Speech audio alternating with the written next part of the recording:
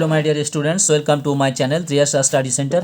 Friends, তোমরা যারা দ্বাদশ শ্রেণীতে পড়ছো, 2024 উচ্চ মাধ্যমিক পরীক্ষা দিতে চলেছো, আমি আজকের তোমাদের জন্য নিশ্চিত তোমাদের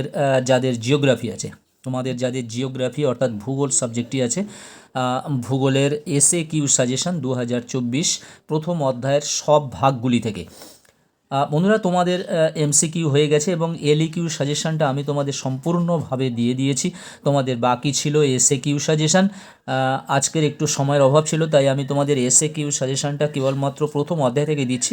তবে প্রথম অধ্যায়ের যেগুলি ভাগ আছে সেই ভাগগুলি থেকে সমস্তটাই দিচ্ছি, যেমন বহির্জাত প্রক্রিয়া ও তার সংশ্লিষ্ট ভূমিরূপ, ভৌম জলের কার্য, কাস্ট ভূমিরূপ, সামুদ্রিক প্রক্রিয়া সংশ্লিষ্ট ভূমিরূপ, প্রবাল প্রাচীর এবং বিভিন্ন প্রকার উপকূল। এই কয়টি সেগমেন্ট তোমাদের প্রথম অধ্যায়ে আছে। এইগুলি থেকে আমি তোমাদের SAQ ইম্পর্টেন্ট প্রশ্ন উত্তরগুলো আমি তোমাদেরকে দিয়ে দিচ্ছি। এরপরে নেক্সট ভিডিওতে আমি তোমাদের কমপক্ষে 2টি অধ্যায়ের এবং সমস্ত সেগমেন্টগুলির SAQ দিয়ে দেবো 2-1 দিনের মধ্যে। আর বন্ধুরা, বলি, তোমরা যারা চ্যানেলটি সাবস্ক্রাইব করোনি, অবশ্যই তোমরা চ্যানেলটি সাবস্ক্রাইব করে নাও, বন্ধুদেরকে শেয়ার করো, যেটি না বললে নয়। দেখো বহির্জাত প্রক্রিয়া তার সংশ্লিষ্ট ভূমিরূপ থেকে মাত্র 3টি অতি সংক্ষিপ্ত প্রশ্ন তোমাদের জন্য রেখেছি। একের দাগের হলো, ক্ষয়ের শেষ সীমার সাপেক্ষে ভূপৃষ্ঠের সমতলীকরণ কোন ভূমিরূপ প্রক্রিয়া ঘটে থাকে? উত্তর হবে পর্যায়ন প্রক্রিয়ায়। 2 দাগের প্রশ্ন দেখো, মহীভাবক আলোড়ন ভূপৃষ্ঠে কীরূপ কাজ করে? উল্লম্বভাবে মহীভাবক আলোড়ন ভূপৃষ্ঠে কাজ করে। 3 দাগের প্রশ্ন, ভূপৃষ্ঠের উচ্চতা হ্রাস পায় কোন প্রক্রিয়ায়? অবরোহণ প্রক্রিয়ায়। তোমরা এটা সম্পূর্ণভাবে লিখবে। এই প্রশ্নের উত্তরটি একটু শর্টে হয়ে গেছে। এরকমভাবে লিখবে যে অবরোহণ প্রক্রিয়ায় ভূপৃষ্ঠের উচ্চতা হ্রাস পায়। এবারে দেখো, পরের সেগমেন্ট আছে ভৌম জলের কার্য।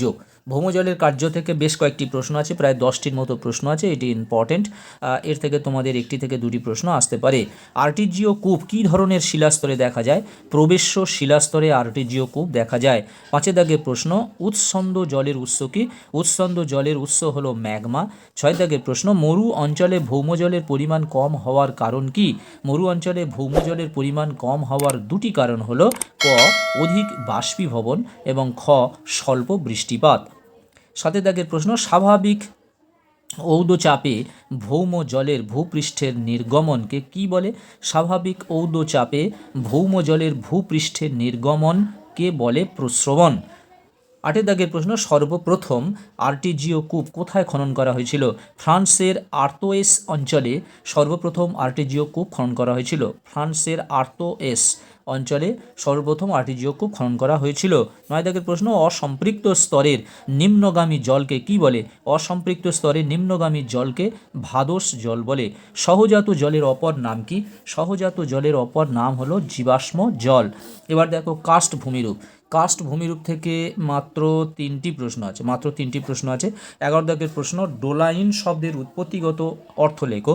ডোলাইন শব্দের উৎপত্তিগত অর্থ হলো ভূভাগের অবনমন। 12 দাগের প্রশ্ন, সোয়ালো হোল ফ্রান্সে কি নামে পরিচিত? সোয়ালো হোল ফ্রান্সে সচ নামে পরিচিত। কারেন কি?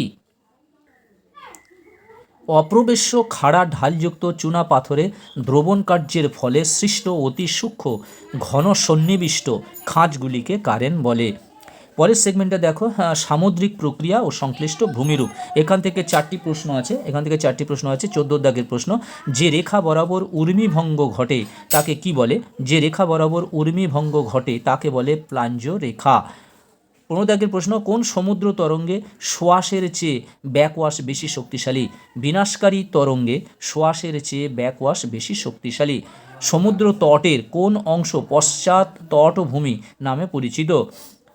সমুদ্র তটের ঊর্ধ্ব জলসীমা থেকে ভৃগু তটের পাদদেশ পর্যন্ত পশ্চাৎ তটভূমি নামে পরিচিত। সমুদ্র তটের ঊর্ধ্ব জলসীমা থেকে ভৃগু তটের পাদদেশ পর্যন্ত পশ্চাৎ তটভূমি নামে পরিচিত। 17 দাগের প্রশ্ন, সমুদ্রের উন্মুক্ত অংশের দৈর্ঘ্য কি নামে পরিচিত বা উন্মুক্ত সমুদ্রপৃষ্ঠকে কি বলে? সমুদ্রের উন্মুক্ত অংশের দৈর্ঘ্য ফেজ নামে পরিচিত বা উন্মুক্ত সমুদ্রপৃষ্ঠকে ফেজ বলে। পরের সেগমেন্টটা হলো প্রবাল প্রাচীর। পৃথিবীর বৃহত্তম প্রবাল প্রাচীর কোনটি? অস্ট্রেলিয়ার উত্তর পূর্ব দিকে অবস্থিত গ্রেট ব্যারিয়ার রিফ হলো পৃথিবীর বৃহত্তম প্রবাল প্রাচীর। প্রবাল প্রাচীর কী দিয়ে গঠিত হয়? মৃত প্রবাল কীটের দেহাবশেষ ও ক্ষয়প্রাপ্ত চুন জাতীয় পদার্থ দিয়ে প্রবাল প্রাচীর গঠিত হয়। প্রবাল প্রাচীরের ধারণা সর্বপ্রথম কোন বই থেকে পাওয়া যায়? চার্লস ডারউইনের বই থেকে সর্বপ্রথম প্রবাল প্রাচীরের ধারণা পাওয়া যায়। পরের সেগমেন্টটা দেখো, বিভিন্ন প্রকার উপকূল। বিভিন্ন প্রকার উপকূল এই সেগমেন্টটাই তোমাদের প্রথম অধ্যায় পর্যন্ত আছে। বিশ্বের গভীরতম ফিয়র্ড উপকূল কোনটি?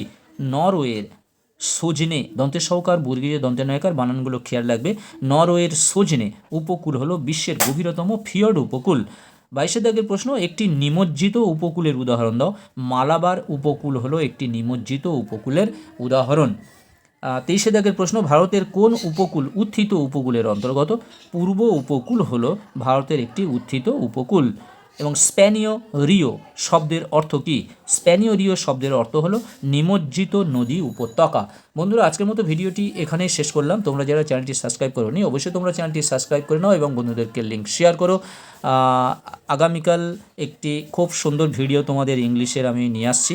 ক্লাস 11 প্লাস ক্লাস 12 দুখানে ভিডিও যাবে, সকালে একটি এবং সন্ধ্যা 7টার মধ্যে একটি ভিডিও যাবে। তোমরা যারা চ্যানেলটি সাবস্ক্রাইব করেনি অবশ্যই তোমরা চ্যানেলটি সাবস্ক্রাইব করে নাও এবং বন্ধুদেরকে লিঙ্ক শেয়ার করো। তোমরা সবাই ভালো থাকবে, সুস্থ থাকবে, তোমাদের জন্য রইল শুভকামনা। All the best. আবার কথা হবে নেক্সট ভিডিওতে।